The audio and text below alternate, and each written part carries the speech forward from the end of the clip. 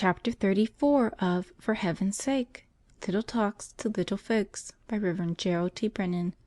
The Slippervox recording is in the public domain. Recording by Maria Treese. Chapter 34. The Grave Stops Parrot. One of our favorite animals is the horse. Yes, we all like a horse. Well, I think that you're going to like the horse in my story this morning. This horse's name is Parrot, and he lives in New York City. Let me tell you his story.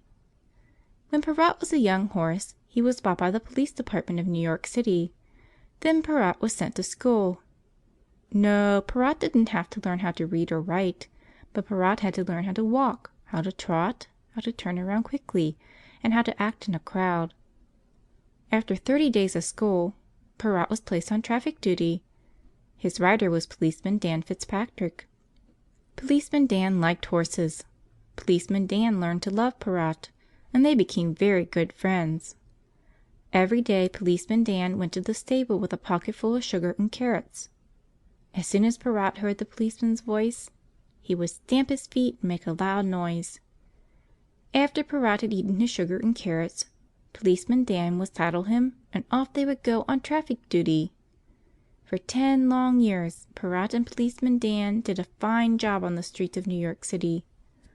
Summer and winter, warm days and cold days, rain or shine, Parrot and Policeman Dan were always on the job. But then a very sad thing happened. One day Policeman Dan didn't appear for work. Policeman Dan was sick, very sick. In fact, 2 days later Policeman Dan Fitzpatrick died. Well, Policeman Dan had a large funeral. 50 policemen on horseback rode in front of the coffin. Behind the coffin walked Parrot. A black net blanket covered the horse from head to tail. Parrot walked alone. His head was bowed. He seemed very sad. Parrot was without a rider. From the house to the church, and then from the church to the cemetery, Parrot followed his master. As the body of Policeman Dan Fitzpatrick was lowered in the grave, the faithful Parrot stamped his foot. There seemed to be a tear in the horse's eye. I think Parrot understood.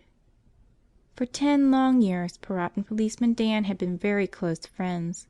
Parrot was loyal to his friend to the very end. The faithful horse followed his friend to the grave, but Parrot was stopped at the grave. That isn't true of us, boys and girls. No, sir.